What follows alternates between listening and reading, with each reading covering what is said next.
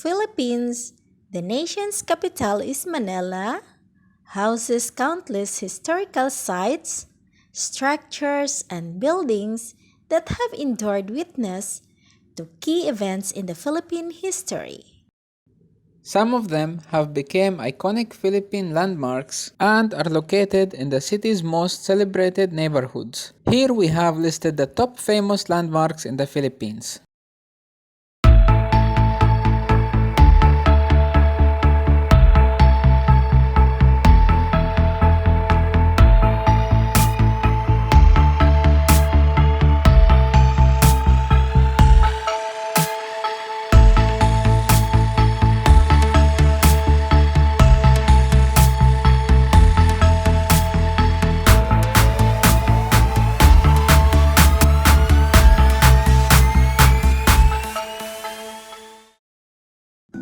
Manila Bay.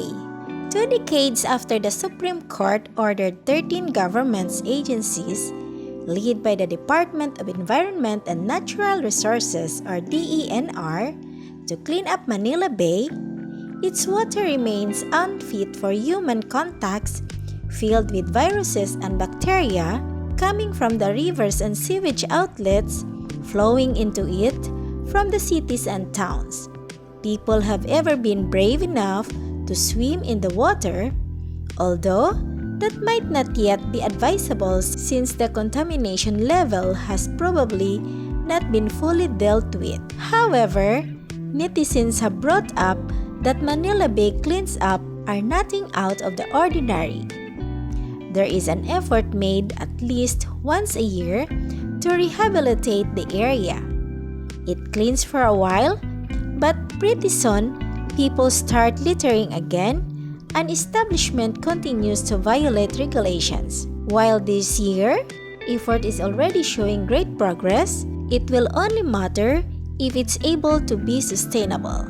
Now, Manila Bay Walk Domelite Beach is an artificial beach along Manila Bay in Manila, Philippines, created through the process of beach nourishment.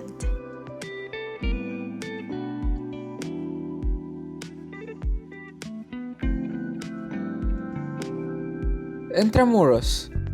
A stone's throw away from Rizal Park is Intramuros.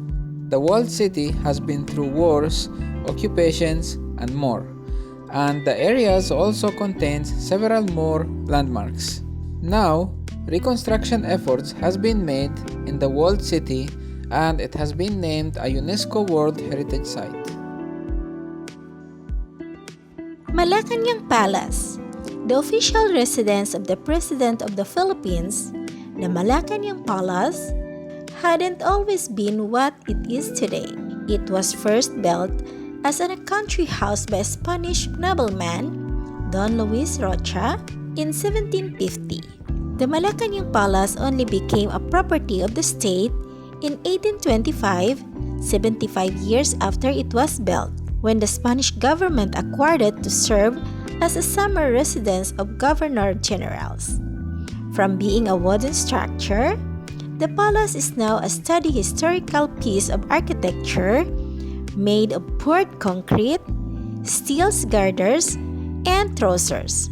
Major improvements, including the construction of famous Pasig River facades, happened during Manuel L. Quezon's presidency. Fuente Osmeña Circle. Inaugurated in 1912, the Fuente Osmeña Circle is famous rotunda in Cebu. It was named after former Cebuano President Sergio Osmeña. Before, the circle, remarkable for its fountain, wasn't surrounded by many buildings.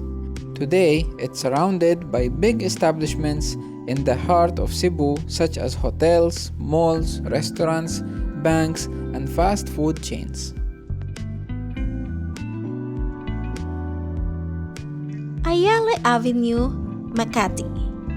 Back in 1960s, the Ayala Avenue was set to be the Wall Street of the Philippines as banks and businesses started setting up on this major street.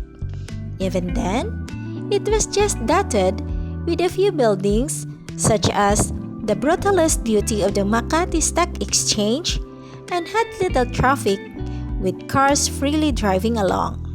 Today, it's certainly our financial hub, as some of the tallest financial buildings in the Philippines, such as the 52-story PBCom Tower and the 46-story RCBC Plaza Yunchenko Tower, are also situated along this avenue. Did you find our video interesting? Write your comments below if we are contributing an information. Don't forget to subscribe and ring the bell to notify with our next video. Rizal Park. The Rizal Park is perhaps the de facto symbol of Philippine neighborhood, a memorial and tomb built to honor the national hero Jose P. Rizal. Rizal's figure, carved in bronze in front of an obelisk, stands guard over the city since its inception more than 100 years ago in 1913. The park has seen various historical events held in the country, such as World Youth Day in 1995. On more casual days, it's a favorite recreation spot among Filipinos looking to unwind. Philippine government officials pay respect to the National Hero Monument every December 30 or Rizal Day. Basilica Minor del Santo Niño. Basilica Minor del Santo Niño de Cebu was built in 1565 and has gone through 3 restorations. The current Baroque structure we can visit dates all the way back to 1737. Aside from its history, the basilica houses the Santo Niño, the country's oldest Catholic icon that Ferdinand Magellan brought to the shore of Cebu in the 1500s. The famous Sinulog Festival of the region is held on every 3rd Sunday of January in honor of this figure. Boracay. Boracay is one of the most famous beach resort islands in the Philippines, often lauded for its white sand beaches. The earliest recorded history of the island dates back centuries ago to 1521, when it was only inhabited by indigenous residents of Aita tribe.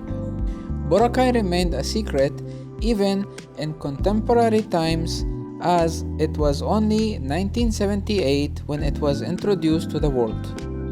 German writer Jens Peter called Boracay Paradise on Earth, attracting curious travelers from around the world. As it gradually gained popularity, the once quiet remote island began attracting millions of tourists annually and is dotted by various businesses such as hotels, souvenir shops, and restaurants. Roxas Boulevard. The Roxas Boulevard is a historic thoroughfare stretching along the shores of Manila Bay. It traces its origin to the dawn of the 1900s as part of the architecture Daniel Burham's beautification plan for Manila. Former President Manuel Roxas in 1960s gone through 2 names. First, Cavite Boulevard during the time of Burnham, and later as a Dewey Boulevard in honor of the U.S. Admiral George Dewey. During its early years, it was the opposite of the bustling of Metropolitan Boulevard we know. It was a serene stretch of trees and water, save for a few residential homes nearby. As time passed, the boulevard transformed into a busy thoroughfare lined by important establishments such as government offices, embassies, and Rizal Park.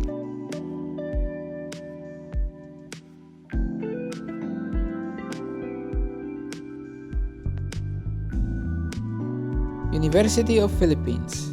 On June 18, 1908, 114 years ago, the University of Philippines was founded through Act No. 1870 of the Philippine Assembly. The university was created upon the recommendation of the Secretary of Public Instruction, W. Morgan Shuster, to the Philippines Commission, the upper house of the Philippine Assembly.